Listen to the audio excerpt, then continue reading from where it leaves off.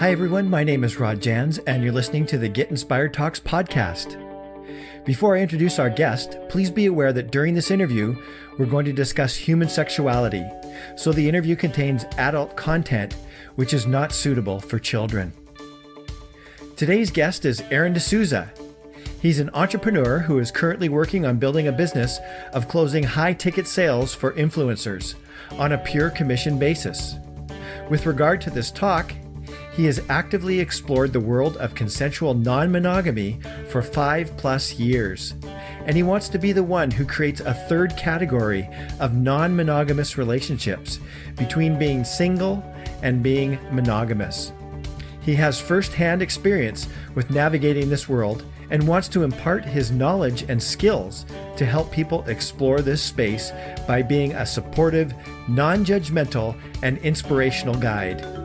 Please welcome our guest, Aaron D'Souza. So I was brought up with traditional and religious values of having the goal of eventually getting married to the one. The main goal was to find the one, and once I find her, marry her, have kids, and follow that path.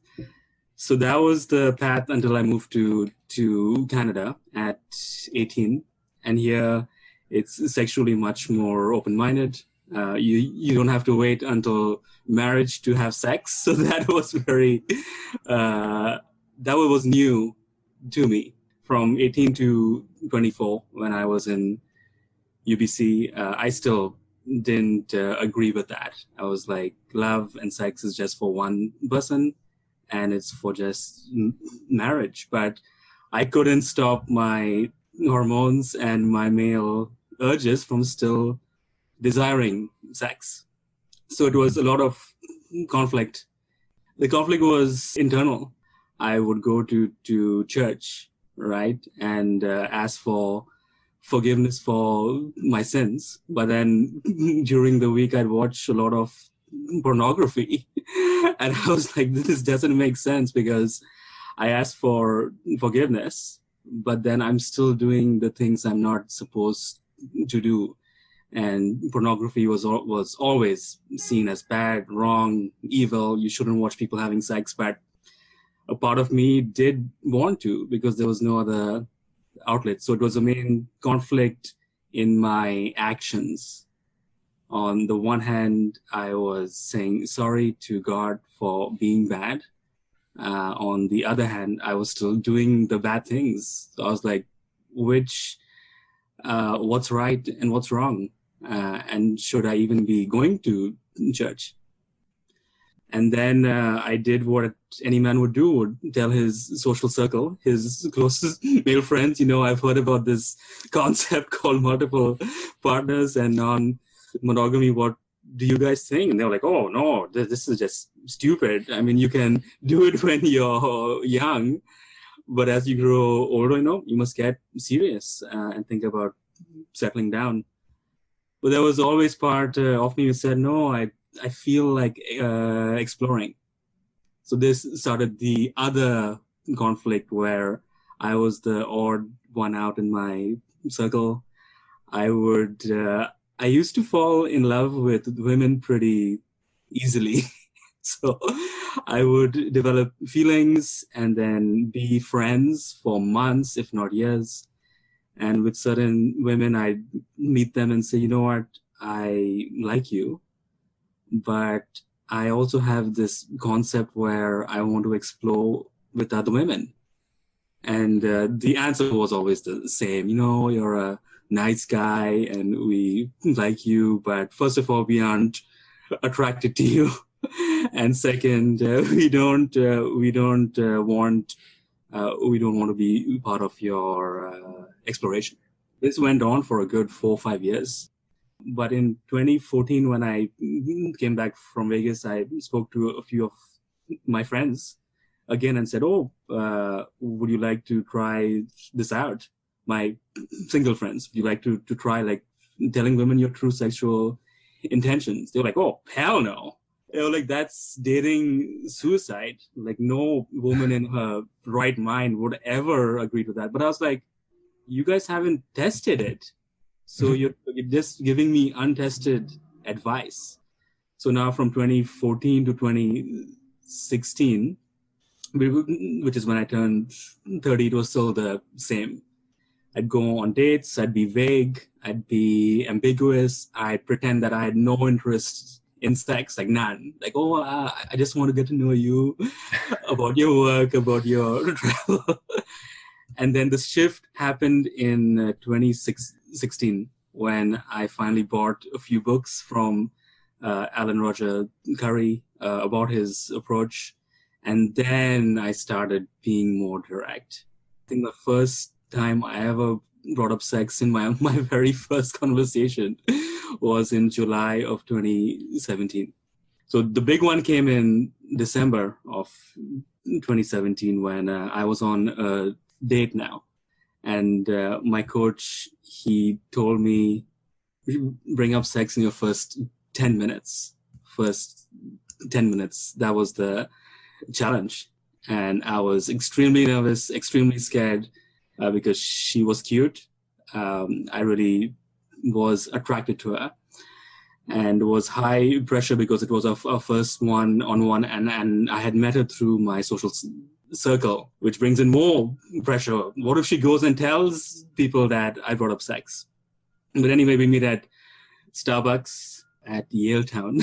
And in the first 10 minutes, I was like, I told her, I think you already know why I wanted to meet you. He says, oh, why? I was like, I'd like to explore sexual intimacy with you. And then I stopped.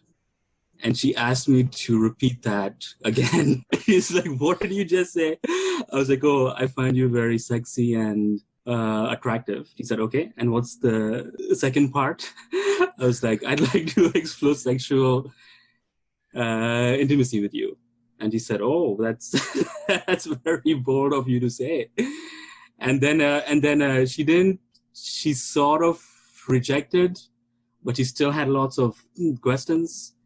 So we spoke for another 45 minutes and it was very flirty. It was fun. It definitely elevated the entire conversation. So nothing happened because I had to leave for a trip soon after. But that was the most memorable time when I brought up sex in the first 10 minutes of conversation. And now I've done it around 30 times more. Just bring us up to speed. Like, where are you at with all of this today? It sounds like an interesting sort of, in a way, an interesting social experiment. How do you view it, and where are you at today? So I've had my first two partners concurrently. I'm very discreet, so who they are, where they are, I can't share that. But for a period of 6 months, I had two partners from last August to this Feb. Yeah, so from last August to this Feb, I had two partners who both knew about each other. One of them, she had her own partner too.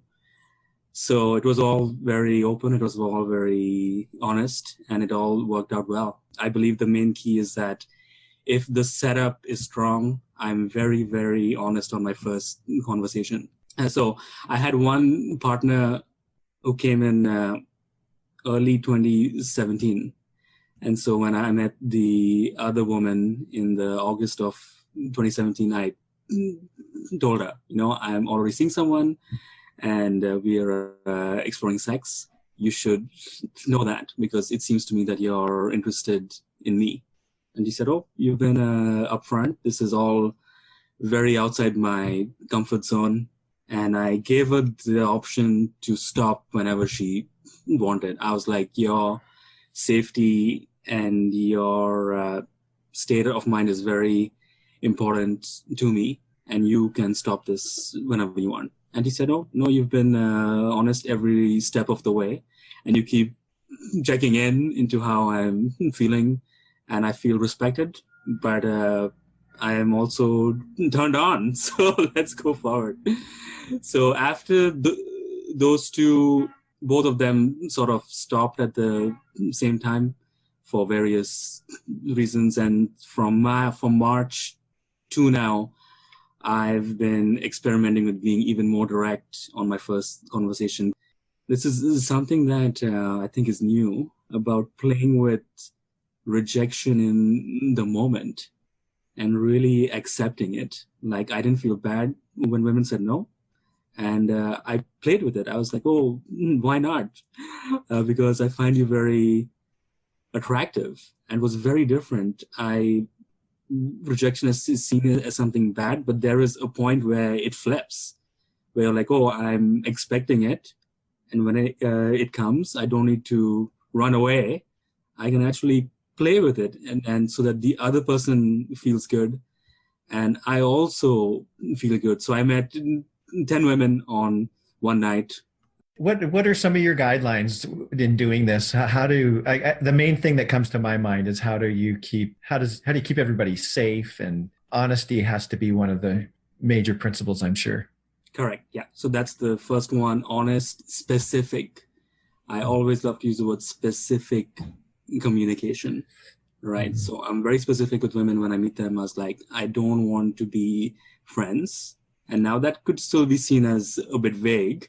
So I go on and say, you know what, I'd love to explore sexual intimacy with you. And the reason why I use the words sexual intimacy, because sex is great, but to me, it's better when there are emotions engaged. And I've seen many friends who just have sex, but it's no more than mutual masturbation. And to me, I don't want mutual masturbation. So I'm very specific saying that I'd love to explore sexual intimacy with you and maybe 3 to 5 other women concurrently. How do you feel about that? And then stop and then listen. That's my guideline mainly, is to know what you want, listen to what the other person wants, and then decide how you can move forward. Yeah, it's just simple. And that doesn't stop at the first convo. This has to keep on going, especially if... So, Aaron, why are you doing this? What have you learned, and what's your why? I listened to the song yesterday on the Tangentially Speaking podcast, and that's run by Chris Ryan, who's the author of Sex at Dawn, which is my favorite book on sexuality.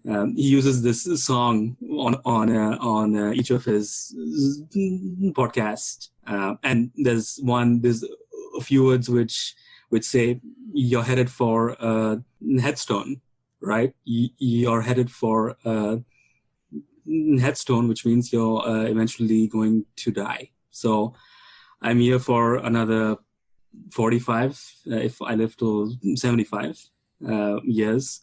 And I don't want to leave without knowing the truth of my true sexuality and my true nature as a human being.